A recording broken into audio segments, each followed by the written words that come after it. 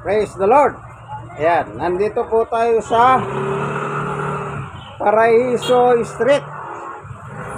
Ito pong kinauupuan ko pong ito, Paraiso Street, corner, Lacson, sa District 1, Tondo, Manila. Ano po?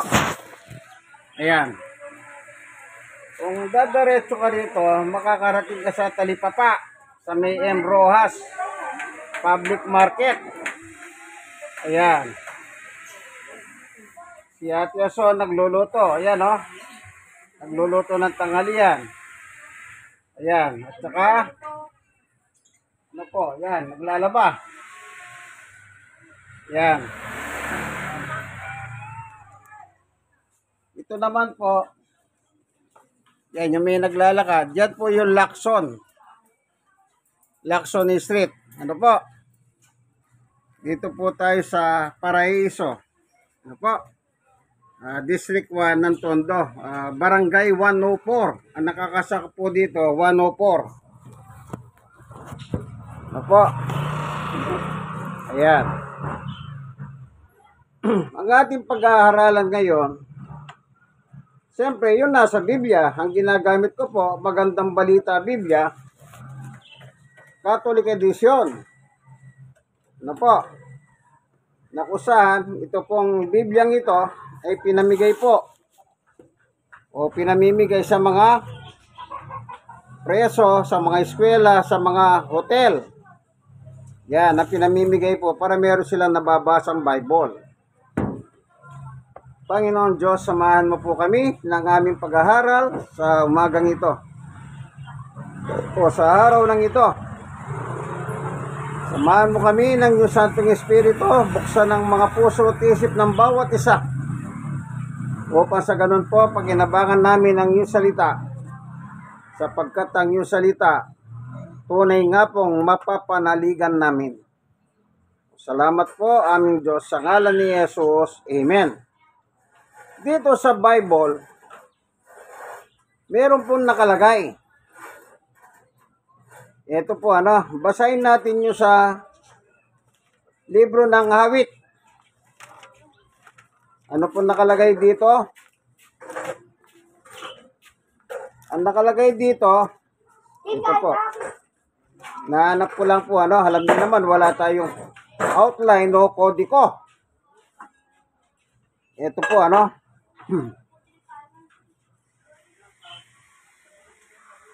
Ito, babasahin ko po, tignan lang natin. Anong nakalagay po, ito po. Ito. Sa Awit 135. Ito. Sa verse 15. Ang mga Diyos, small d, mga Diyos, ng mga bansay gawa sa pilak at ginto. Kamay ng mga ito ang umugis at bumuho. Sa verse 16, oo, mayroon silang bibig, hindi naman maibuka. Mga matay mayroon din, hindi naman makakita. 17, mayroon silang mga tainga, ngunit hindi makarinig. Hindi sila umiinga sa ilong man o sa bibig. 18, ang gumawa sa kanila at lahat ng nagtiwala, matutulad sa idolo, sila na rin ang lumika. Ayun. Anong sabi ng kasulatan? Ang Diyos ng mga bansa. Ayun, mga Diyos-Diyosan. In-identify po rito na yung Diyos nila, yung mga Diyos-Diyosan o mga himahen. O ano sabi niya? May tenga, hindi makarinig. May mata, hindi makakita. May bibig, hindi makasalita. May kamay, hindi makagalaw. May paha, hindi mahiyakbang. So ano po yun? In short, Ang tinutukoy po ay ginawa ng tao. Kaya sabi niya po rito, ang mga Diyos ng mga bansa ay gawa sa pilak at ginto, kamay ng mga tao ang umugis at bumuho yung kamay. Anong tawag po doon sa mga gumagawa ng ganyan? Sculptor. Yung naglililok. Yan. Ipinapakita lang ng kasulatan na itong mga imahen na ito ay itinuturing na Diyos ng mga tao. Kasi sabi po Diyos ng mga bansa. Di po ba? Itinuturing sila ng Diyos. Kaya po binasa natin ito. Simply because, siyempre, dumarating po ang mga pista ng pagdiriwang. Ito po, wala naman po tayo na may personal dito, kundi nagtatalakay lang tayo ng Biblia. Kung ano po yung nakasulat, yun lang po ang binabasa natin. Ano po? Meron pa sinabi si Apostol Pablo. Noong panahon na si Apostol Pablo ay nangangaral naman. Ano ang sabi niya sa kanyang pangangaral? Dito po sa Gawa, ito, sa 17. Ano po, meron po nakasulat dito. Ano po, anong nakasulat?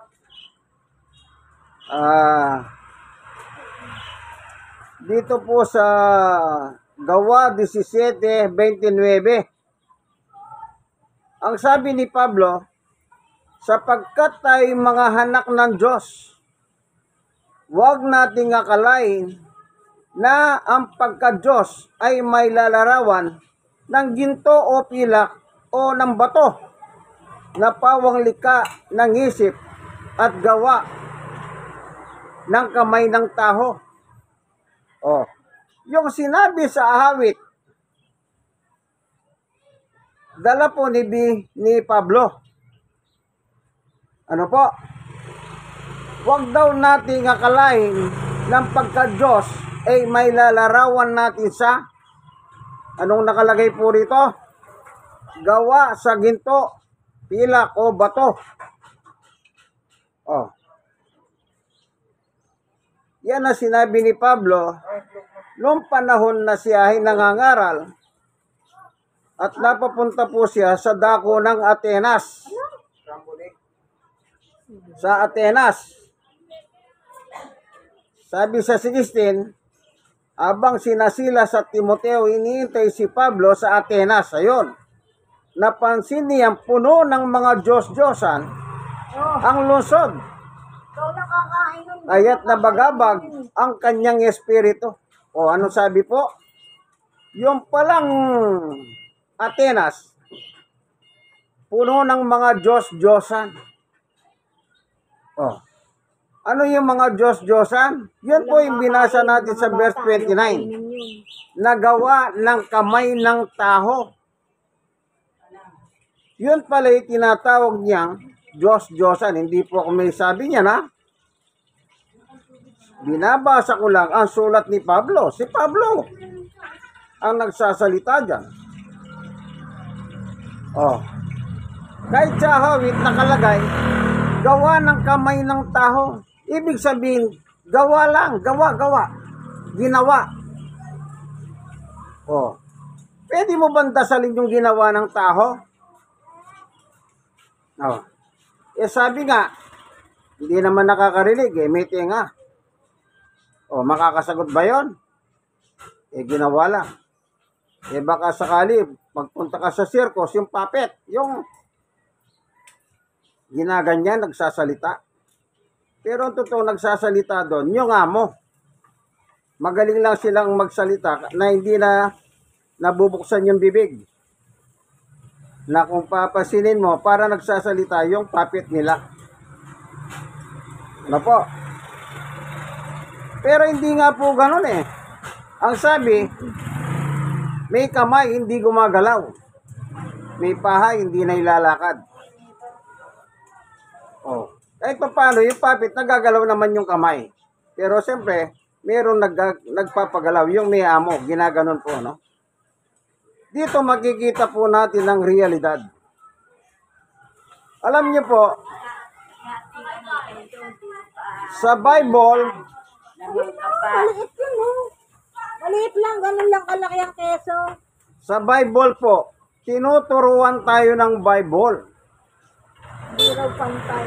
Ang mahirap po, bakit tayong mga tao, ang titigas ng ulo natin? Bigay lang. Ano po? Ayaw nating magbago. Alam niyo po, yung mga ginawa ng mga kamay na yan, sabi ko nga humanap ka ng maganda. Yung mga maniki sa mga mall, oh, ang gaganda. Eh, di yun na lang ang dasalan mo. At least magaganda yun. Eh, pero hindi nga rin po pwede yun eh. Lang nangangaral si Jesus, ano ang turo niya pagdating sa pagdarasal? Alam nyo, tingnan natin ano po. Nung nangangaral si Jesus, tinuruan niya pong magdasal yung kanyang mga apostol. Kasi po, nagtanong ang mga apostol sa kanyang panahon. Anong tanong nila? Ito, tingnan po natin ano.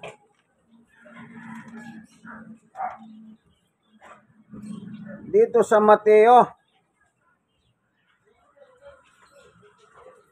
nakalagay po rito ano, ang turo ng Panginoong Yesus sa kanyang mga halagad.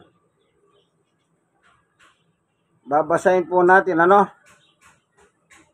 Ang sabi ni Jesus sa Mateo 6:6, kapag nananalangin ka, pumasok ka sa iyong silid at isara mo ang pinto. Saka ka manalangin sa iyong ama na hindi mo nakikita, at ang iyong ama na nakakakita sa ginagawa mo ng lihim ang siyang magbibigay sa iyo ng gantimpala. Oh, ano sabi po? Kanino ka mananalangin?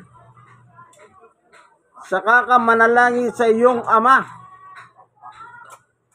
Kasi po, ang nagpapaturo ng panalangin, yung mga halagad, kung tawagin naman sila, anak na ng Diyos. Oh. Kaya po tinuruan sila ni Jesus, manalangin kayo sa Ama. Oh. Sino po tinutukoy ni Jesus na Ama? Wala pong iba kundi yung Amang Diyos. Doon po tayo talaga mananalangin. Yung ginagawa mo ng lihim, sabi niya, makikita ka ng Diyos. Dito po sa Hebreo 4:13, walang nilalang na makapagtatago sa Diyos. Ang lahat ay ayag at lantad sa kanyang paningin, at sa kanya tayo magsusulit ng ating mga sarili. Ang sabi ni Jesus, yung ginagawa mong lihim, ang Diyos nakikita niya yan. Sabi nga po wala tayong may tatago sa Diyos. At anong sabi ng Panginoong Yesus? Ulitin natin, Mateo 6:6. Ngunit kapag nananalangin ka, pumasok ka sa iyong silid at isara mo ang pinto. Saka ka manalangin sa iyong ama na hindi mo nakikita. At ang iyong ama na nakakakita sa ginagawa mo ng lihim ang siyang magbibigay sa iyo ng gantimpala. Oh, ibig sabihin, kung ano man yung iniingi mo, ibibigay ng Panginoon Diyos. Eh, paano kung nakaharap ka doon sa mga rebulto?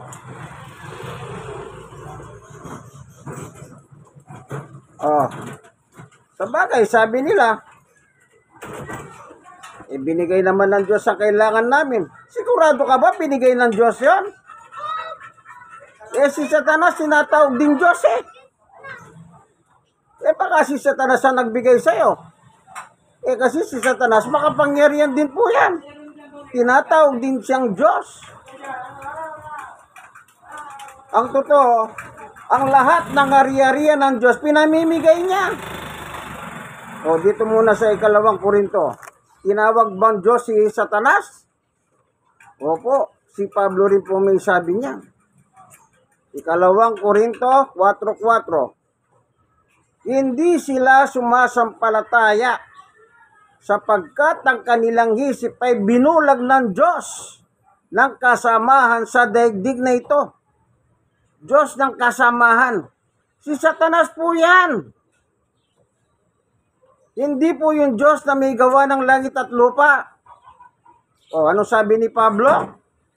Hindi sila naniniwala sa Diyos kasi binulag sila ni Satanas ang mga hisipan nila sa daigdig na ito upang hindi nila makita ang liwanag ng magandang balita tungkol sa kalwalatian ni Kristo na siyang larawan ng Diyos. Yun. O, hindi po ba tinawag na Diyos si Satanas? Si Pablo po, nagsabi niya, apostol ni Jesus. Ngayon, si Satanas ba pinamimigay niya yung paghahari ng Diyos? Tandaan niyo po, lahat ng inyong nakikita pagmamayhari ng Diyos yan. Lahat yan nilikha ng Diyos, kaya siyang nagmamayhari ng lahat ng yan. Pero si Satanas po, pinamimigay niya yan. Kaya yung sinasabi nilang, bakit nung nanalangin kami sa rebulto ni Nazareno? Binigay naman yung gusto namin. Sigurado ka ba si Jesus yan? Tignan mo. Mukhang multo. Alam niyo, pag biglang nag-brownout at biglang sa mukha mo na, pag-ewan ko lang kung di ka tatalo na. Biglang magkailaw, nasa harap mo, may team na mukhang ganyan. Baka mapasigaw, ay multo! Sa bagay, hindi naman totoo, hindi naman talaga ano yan. Nung si Jesus naglalakad ka sa tubig, ang tawag sa kanya, multo eh. Oh. Pero hindi po brownout yun ha. Ibig sabihin, pag biglang nag-brownout, parang yung nanonood ako ng wrestling. Ano po? Yung isang wrestler nasa loob. Biglang magba-brownout. Pagbukas ng ilaw, magugulat siya. Nasa tapat na niya si kamatayan. Oh. Yun ang ibig ko sabihin. Napapahatras na ganyan. Hanggang sa mahulog sa ring. Sa pagkabigla. Yun pong ibig ko sabihin. Okay. Puntahan naman natin. Pinamibigay nga ba ni Satanas ang paghahari ng Diyos sa mga tao? Ang malupit nito, kay Jesus niya pinamimigay. Paghahari ni Jesus ang lahat ng yun, ipamimigay mo pa sa kanya. Hallelujah. Tingnan niyo po kalokohan ni Satanas, ano? Kaya kayo nagsasabing binigay naman ng Diyos. Hindi totoo yan. Labag nga sa Diyos ang ginagawa mo, Diyos pang magbibigay. Ano yon? Huwag niyo pong lokohin ng Diyos. Sabi ni Pablo, hindi kayo sumasampalataya. Ayun, doon kayo sumasampalataya sa Diyos yung si Satanas. Okay. Okay, eto. Sa Mateo 4:4, ang title po nito, ang pagtukso ni kay Jesus. Eto, babasahin natin. Pagkatapos, sa 1, simulan natin sa 1, ano? Mateo 4:1. Pagkatapos, si Jesus ay dinala ng Espiritu sa ilang upang tuksuin ng dyablo. 2. Siya'y nag-ayuno sa loob ng 40 araw at 40 gabi. Kaya siya'y nagutom. Ibig sabihin, wala siyang ginagawa kundi manalangin sa Diyos. Hindi siya kumakain, hindi siya umiinom. 40 days and 40 nights. Kaya nagutom po siya. Nasa kalagayan tao na po si Jesus dito. Ano? 3. Dumating ang dyablo. At sinabi sa kanya, kung ikaw ang anak ng Diyos. So, kita nyo po? Niloloko si Jesus eh. Si Jesus anak ng Diyos. Kaya tawag ni Jesus sa Diyos, aking ama. Pagkatapos sasabihin ng dyablo, eto, kung ikaw ang anak ng Diyos, gawin mo ngang tinapay ang mga batong ito. Oh. Kasi alam ng diablo, nagutom si Jesus, pinagagawan tinapay yung mga bato. Kaya naman gawin ni Jesus yan eh. Kahit hindi sabihin ni Satanas, kayang gawin ni Jesus yan. Naalala niyo yung pinakain niya 5,000? Ilan pirasong isda lang ang meron sila? 2, ay 1. At saka isang tinapay. Pero pinakain niya po 5,000. At sumobra pa. Ano yon? Dumami yung isda, dumami yung tinapay. Ito lang ba to pinagagawa? Hallelujah. Talagang tuso talaga ito si Satanas eh. Ang sabi nga po sa Old Testament, sa chapter 3, pinakatuso sa lahat ng hayop na nilalang ng Diyos, ang ahas. Okay, tuloy. 4. Ngunit sumagot si Jesus na susulat, hindi lamang sa tinapay na bubuhay ang tao, kundi sa bawat salitang nagmumula sa bibig ng Diyos. 5. Pagkatapos dinala siya ng diablo sa Jerusalem, ang banal na lungsod, at pinatayo sa tuktok ng templo. 6. Sinabi nito sa kanya, kung ikaw ang anak ng Diyos, magpatihulog ka sapagkat nasusulat, sa kanyang mga hangel ikay itatagubilin, at sa kanilang mga kamay ikay aalalayan, nang sa mga bato'y pahamoy hindi masaktan. 7. Ngunit sumagot si Jesus na susulat din naman, huwag mong subukin ang Panginoon mong Diyos. 8. Pagkatapos dinala siya ng diablo sa isang napakataas na bundok at ipinakita sa kanya ang lahat ng kaharian sa daigdig at ang karangyaan ng mga ito. Ito na po. 9. Sinabi ng diablo sa kanya, kay Jesus, ibibigay ko sa iyo ang lahat ng ito kung magpapatirapa ka at sasamba sa akin. Kita nyo po, yung lahat ng pagmamayari ng Diyos ay pagmamayari ni Jesus. Sukat ba naman inaalok niya kay Jesus yan? Anong kapalit? Sasamba ka sa akin. Naghanap din po pala ng tagasamba si Satanas. Ang problema, ang kanyang binibiktima ay walang iba kundi si Jesus. Kasi po yung tao, hindi na niya bibiktimahin eh. Kanya na yan eh. Yung sumasamba sa mga ribulto, sa kanya na yan. Yung sumasamba sa mga himahin, alagad na ni Satanas yan. Anong sabi ni Jesus? Sa amang Diyos ka lang mananalangin na hindi mo nakikita. Hindi po sa harap ng mga ribulto. Yung iba po may katwiran dyan. Kahit daw nakaharap sa ribulto, ang isip nila, nasa isip nila sa Diyos naman. Hallelujah. Lolokohin pa nila yung sarili nila eh. Sabi nga, hallelujah. Sige, tuloy tayo. Nakita nyo po, pinamimigay ni Satanas ang lahat ng nasa mundo. Ngayon, sasabihin mo, binigay ng Diyos yan. Anong tingin mo sa Diyos? Uto-uto? Hindi po uto-uto ang Diyos.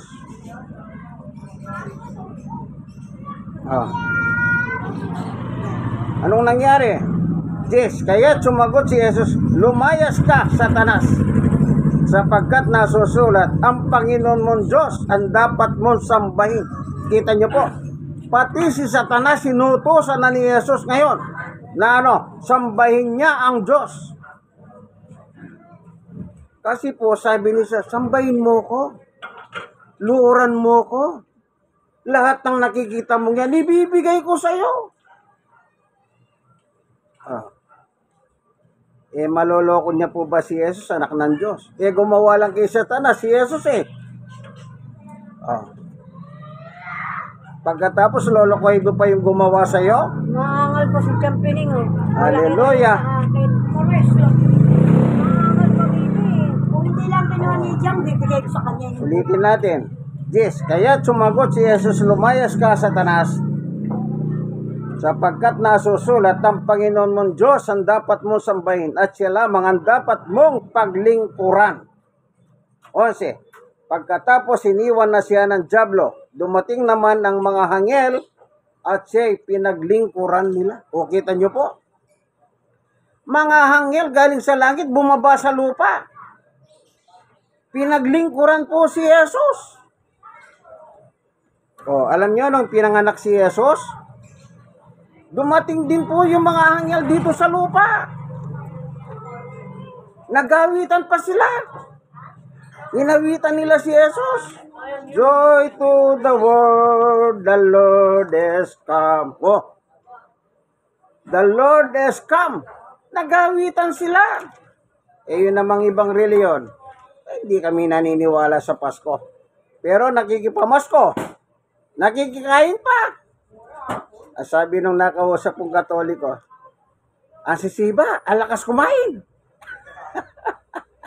Wala raw Pasko, pero lakas kumain. Pagkatapos pag-uwi, sabi niya, gusto nila may take-out pa. Hallelujah. Okay, ano po? O, tingnan natin yung nagawitan sila, no? Dito po sa, ito, ng Lucas 2:8, yan. Doon may pastol na nasa parang at nagbabantay sa kanilang mga tupa ng gabi ngayon. Maybe, tumayo sa harapan nila ang isang anghel ng Panginoon at nagliwanag sa kapaligiran nila ang kalwalhatian ng Panginoon.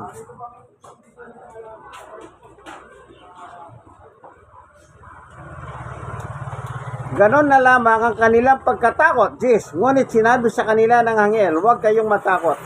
Ako'y may dalang magandang balita para sa inyo na magdudulot ng malaking kagalakan sa lahat ng tao. 11.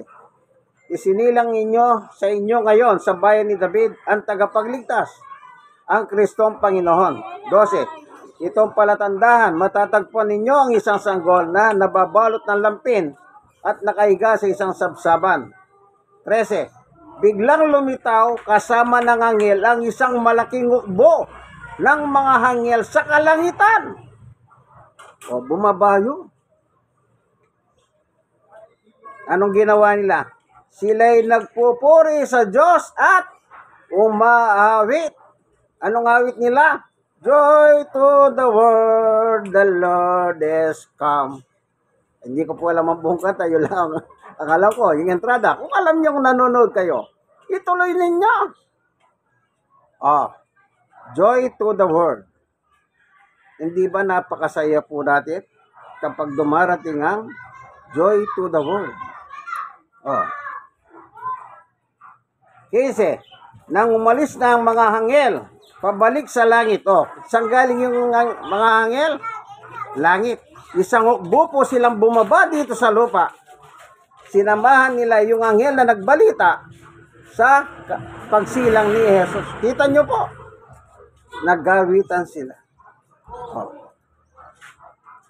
Kaya yung kay Jesus po, nang tuksoin ni Satanas, bumaba din po sila at pinaglingkuran ang Panginoong Jesucristo. Bakit po? Anak ng Diyos yun Kaya tayong mga tao, kaya po may Bible study, upang turuhan tayo, hindi upang lokohin tayo. May mga tao pong manloloko talaga Pero ang sabi ni Jesus, ingat kayo. Ito po sinabi ni Jesus. Babala ito. Anong sabi niya? Sa Mateo 15. Ito, babasahin ko, 14,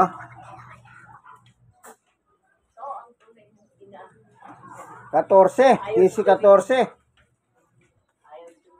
Ayan ninyo sila. Sila'y mga bulag na tagahakay ng mga bulag. At kapag bulag ang humahakay sa kapwa bulag, pareho silang mahuhulog sa hukay. Ito po yung babala. Anong sabi ni Pablo? Ikalawang Korinto 4:4. Siya po yung bumubulag sa mga tao upang hindi sila sasampalataya sa Panginoong Jesucristo. Ano ang sabi ni Jesus? Sila'y mga bulag na tagahakay. Alagad sila ni Satanas. Nangangaral sila. At habang sila'y nangangaral, anong ginagawa nila sa mga pinangangaralan nila? Kapwa nila, mahuhulog sila sa hukay. Dito po sa Mateo 23. Anong nakalagay? 23 ng Mateo 13. Kahabag-habag kayo, mga tagapagturo ng kautusan. Kita nyo, tagapagturo ng kautusan po ito. At ng mga pariseo, mga mapagkunwari. Inaadlangan ninyo ang mga tao upang hindi sila makapasok sa kaharian ng langit. Yung mga taong ito, noon, may kasama sila ngayon sa panahon natin. Imbis na ituro yung tama, yung biblical teaching, biblical truth, anong tinuturo nila? Yung mali. Saka ba nakakita? Yung rebulto, bibindisyonan mo? Pagkatapos mong bindisyonan, pwede nang dalanginan. Kaya sabi sa Biblia, sa Awit 135, binasa lang ko lang. Hindi nakapagsasalita yan. Hindi may galaw. Yung kamay, yung paha. Hindi nakakahamoy. Bakit po? Gawa sa punong kahoy na patay. Yung rebulto. Kaya ingat ka, kaibigan. Kaya po meron nakasulat sa Biblia para tayo turuhan. Ito po panguli. Anong sabi naman ni Apostol Pablo? Ako lagi ko sinasabi, kung ang pananampalataya mo ay hindi nakabase sa Biblia, pwede mo naman baguhin eh. Yung wala sa Biblia, huwag mong susundin. Halimbawa, nakita mo nananalangin sa rebulto, huwag kang manalangin sa rebulto kasi walang sinabi si Jesus na manalangin ka sa rebulto. Anong sabi ni Jesus? Pumasok ka sa iyong kwarto, isara mo ang pinto, bintana, manalangin ka ng lihim sa iyong ama. At ang iyong ama na sa lihim na nakakakita sa iyo, siyang magagantimpala sa iyo. Mahirap po bang unawain ang bagay na yan? At ang nagturo niya ay walang iba kundi ang Panginoong Jesucristo. Ibig sabihin, kung hindi mo tatanggapin si Jesus, ayun ang sinabi niya, binulag ka ni Satanas. Huwag kayong papayag na pabubulag kayo kay Satanas kasi papunta po kayo sa hukay. Alam niyo po, saan ang hukay? Impyerno po yun. Tandaan niyo po yan, kaibigan. Hindi po nananakot ang salita ng Diyos. Totoo yan. Kapag hindi kayo naniwala sa Kanya. Ito po. Pag hindi ka naniwala sa Kanya, kay Jesus, anong sabi ng Biblia? Galit sa iyo ang Diyos. Yeah. Sige po. Mga tuwirang kayo. Bagay, ang tao, mataas ang pride. Ito, 1:3:36. Ang sumasampalataya kay Jesus ay may buhay na walang hanggan. Ngunit, ang hindi sumusunod kay Jesus ay hindi magkakaroon ng buhay. Sa halip, mananatili sa kanya ang puhot ng Diyos. Hindi po ba galit sa iyo ang Diyos kapag hindi ka sumunod kay Jesus? Pag hindi ka sumunod kay Jesus, ang sabi ni Jesus, susunugin kita sa apoy ng impyerno. Hindi kayo makapaniwala? Siya mismo. Ito, babasahin ko. dito po sa 1:15. Si Jesus po nagsasalita rin, hindi po ako, binabasa ko lang. Kung nasasaktan kayo, mabuti. Nararamdaman nyo sakit. Oh. Sabi ni Jesus sa 1:15, ako ang puno ng hubas at kayo ang sanga. Ang nananatili sa akin, ako sa kanya. Ang siyang magbubunga ng sagana. Sapagkat wala kayong magagawa kung kayo iwalay sa akin. Kita nyo po? Wala talagang magagawa ang tao kapag iwalay ka kay Kristo. Ano yung iwalay kay Kristo? Sunod, 6. Ang hindi nananatili sa akin gaya ng sanga ay itinatapon at natutuyo. Ang ganong mga sanga ay tinitipon, iniaagi sa apoy at nasusunog. 7. Kung nananatili kayo sa akin at nananatili sa inyo ang aking salita, ingin ninyo ang anumang nais ninyo at matutupad iyon para sa inyo. 8. Napaparangalan ng aking ama kung kayo'y masaganang nagbubunga at gayon kayo'y magiging mga alagad ko. Oh. Kapag sumusunod ka kay Jesus, anong tawag sa iyo? Alagad ko, sabi ni Jesus. Pag hindi ka sumusunod kay Jesus, anong sabi ni Satanas? Alagad kita. Oh. Ganun lang po yun. Anong sabi ni Jesus? Iwalay ka sa akin, wala kang magagawa. Ah. Kaya hanggat buhay ka, may pagkakataon pa. Sabi ko nga po, ayaw mo lumipat ng reliyon, hindi ko problema yon, problema mo yon. Iwan mo ang itinuturo ng leader mo na wala sa Biblia. At ang ipalit mo, yung nakasulat na sinabi ni Jesus at ng kanyang mga apostol. Oh. Hindi po ba, eto, pupunta ka sa isang departamento ng gobyerno. Pag may mali sa dokumento mo, anong sasabihin ng departamento ng gobyerno? Mali po ito, baguhin nyo. Bakit yung sinusunod mo? Tao lang. Bakit si Jesus ayaw mo sundin? Diyos yun. Mahirap po bang unawain yan? Yung isang letra lang ng pangalan mo. Punta ka sa NSO. Kapag hindi po tama yung pangalan mo, isang letra lang. Hindi po aprobahan yung papel mo. Pakukuhanin ka pa ng supporting paper. Pero susunod ka para makuha mo yung dokumentong ninanasa mo o ninanais mo. Ano kayong kalan? Oh. Hindi. Musok na. Alam niyo po, talagang yung mga tao, ang pagkabulag nila, malala. Malala kasi si Satanas. Siya po ang nambubulag sa tao. Ah. Tandaan niyo po yan. Ako, dati rin po akong sumasamba, lumuluhod sa mga ribulto nung araw. Diboto rin po ako. Nagnonobena rin ako. Nagro-rosaryo din ako. Tuwing alas 6 ng gabi.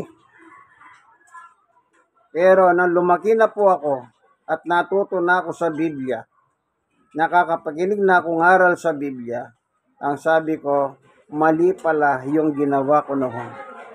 Anong ginawa ko? Niyakap ko ang aral ng Panginoong Jesucristo. Sa kanino ka mananalangin? Pang-uli. Pang-uli. Ayan, nakangiti na po Pang-uli na. Anong sabi ni Jesus? 14:15. Kung inihibig ninyo ako, tutuparin ninyo ang aking mga utos. Kaibigan, mahal mo ba si Jesus? Ano sagot mo? Sagot. O, hindi po ba?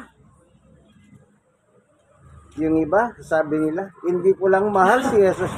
Pinatato ko pa. Grabe, di ba? Pagmamahal, pinatato. Sigurado ka bang si Jesus yon? Baka diablo yung napatatak mo. Hindi si Jesus. Dahil wala naman talaga nakakita sa mukha ni Jesus na merong ngayon. Gawa lang ni Michelangelo yon. Sa kasaysayan yung Paite ay Pieta. Ingat kayo. Ito po yung panalangin. Panghuli. 14 ng 1. Ganito nakalagay.